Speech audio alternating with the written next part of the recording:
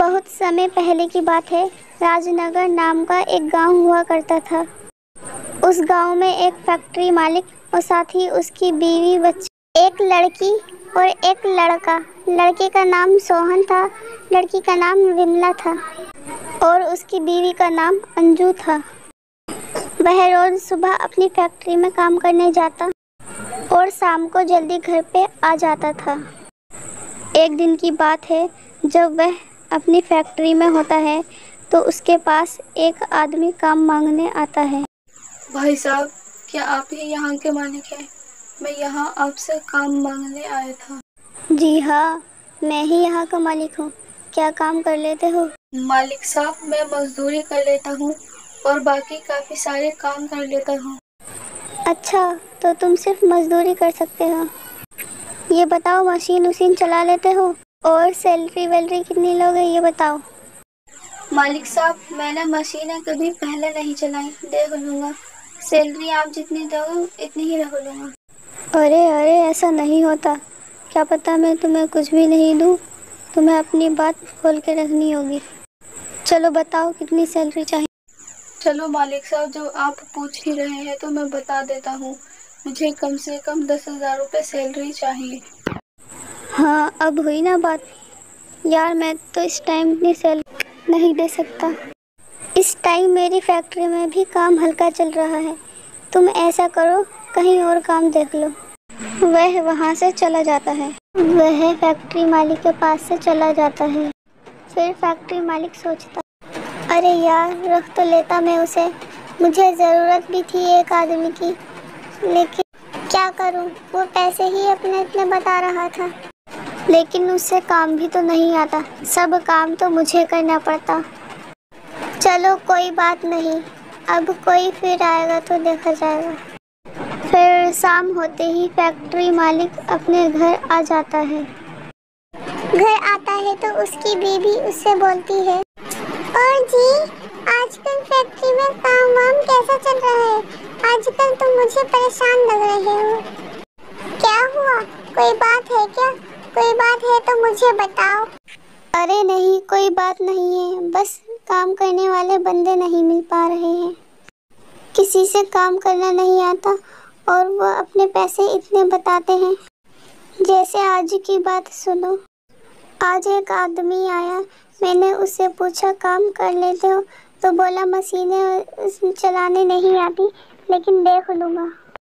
तो मैंने सोचा काम करना आता ही नहीं होगा। सैलरी 10,000 की बता रहा था। सारा काम मुझे ही करना पड़ता है, अब मैं क्या करूँ? अच्छा, आप कम मेहनत किया करो। अगर आपकी तबीयत खराब हो गई तो हमारा क्या होगा? हमसे तो कुछ होगा भी नहीं। अरे मैं ज़्यादा मेहनत नहीं करता हूँ, बस थोड़ी बहुत करता हूँ। जैसे अब कोई बंदा लग जाएगा तो मैं फिर और भी कम करने लगूंगा। अगले दिन सुबह होते ही फैक्ट्री पहुँच जाता है। फिर अगले दिन नया आदमी काम मांगने आता है। मालिक साहब, मुझे काम की जरूरत थी। मैं आपसे काम मांगने के लिए आया था। क्या मुझे काम मिल जाएगा? हाँ हाँ बिल्कुल, काम क्यों नहीं मिलेगा। ये बताओ, काम कर लेते हो? और सैलरी वैलरी कितनी लोगे? मालिक साहब, काम तो मैं सारा कर लेता हूँ, मजदूरी भी कर लेता हूँ और मशीनें वशीनें भी चला लेता हूँ। सैलरी में 9,000 लूँगा। अच्छा चलो ठीक है, कल से तुम काम पे आ जाना। मुझे तुम्हारी सारी बातें मंजूर हैं। काम ईमानदारी और लगन से करना, क्योंकि मुझे धोखेबाज इंसान पसंद नहीं। हाँ मालिक साहब, मैं बिल्कुल ईमानदारी और लगन से काम करूँगा।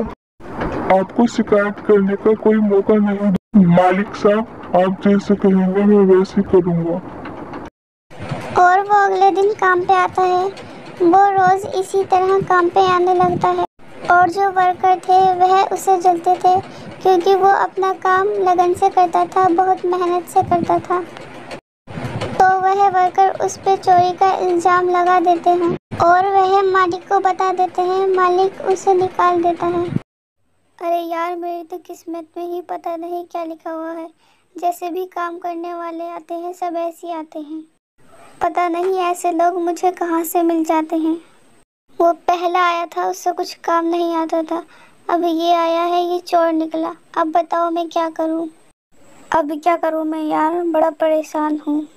फिर वह वहाँ से चला जाता है। फिर उसकी बीवी उससे बोलती है, क्या हुआ जी, अभी तक आपको कोई काम करने वाला वर्कर मिला या नहीं मिला, या अभी आप ही कर रहे हो? अरे यार, आया तो था, मैंने उसे काम पे रख भी लिया। 2-4 दिन के बाद उसकी नीयत बदल गई, उसने चोरी कर ली। चलो जी, कोई बात नहीं है, वो चोर निकला तो लोग ऐसे होते ही हैं। अब वो चोर निकला तो क्या करें, उसकी भी कोई ना कोई मजबूरी रही होगी, नहीं तो वह आदमी ऐसा नहीं करता। फिर वह अगले दिन अपनी फैक्ट्री में जाकर देखता है तो उसकी फैक्ट्री पूरी जली पड़ी होती है। यह देखकर वह थक्का बक्का रह जाता है। हाय मेरी किस्मत, ये क्या हुआ? यही तो मेरे पास कारोबार था, इसी का सहारा था। हाय मेरी किस्मत, क्या हुआ? हे ऊपर वाले, ये क्या हो गया? अब हम क्या करेंगे? हमारे पास तो कुछ और भी नहीं है काम करने के लिए। कैसे हो गया ये? हाय। वह वही एक साथ रोने लगता है। फिर वह अपने घर पे आ जाता, घर आकर अपनी बीवी को सारी बात बताई। अरे आज फैक्ट्री में आग लग गई, फैक्ट्री में जितना सामान था वो सब जल गया। अरे अब क्या होगा यार, हमारे तो खाने के भी लाले पड़ जाएंगे। एक ही सहारा था हमारे पास, वो भी फैक्ट्री का, वो भी जल गई। अब क्या होगा? हाँ जी, पता नहीं कैसे हो गया, हमारी सारी फैक्ट्री जल गई। किसी ने आग लगाई होगी, वरना खुद कैसे जल सकती है। अब क्या होगा हमारा, हम कहाँ से खाएं? ऐसे ही 2-3 दिन गुजर जाते हैं, जब अगले दिन उसकी बीवी उससे बोलती है, सुनो जी, हमारे पास कुछ खाने के लिए भी नहीं है, जाओ तुम कहीं से खाने का सामान ले आओ। फिर वह एक आदमी के पास जाता है। अरे भाई, मैं बड़ा परेशान हूँ, क्या कुछ खाने के लिए मिल सकता है?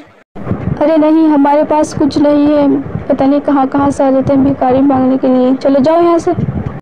उससे इतना कहकर उसे भगा देता है और पेड़ के नीचे जाकर बैठ जाता है और रोने लगता है। ए ऊपर वाले, तूने हमारे साथ क्या किया? पहले तो बहुत कुछ था, अब यहाँ तक के घर में खाने को भी कुछ नहीं है, ये क्या हो गया?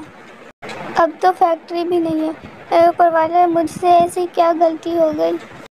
अब तो हमारे पास खाने को भी नहीं है, ऊपर वाले खाने को तो दे। वह इतना बोल ही रहा होता है, वह आदमी जिस पेड़ के नीचे बैठा था, उस पेड़ के नीचे पैसे और सोने की बरसात होने लगती है। वह चौंक जाता है। अरे इस पेड़ पे तो अभी कुछ नहीं था, इतने पैसे कैसे आ गए?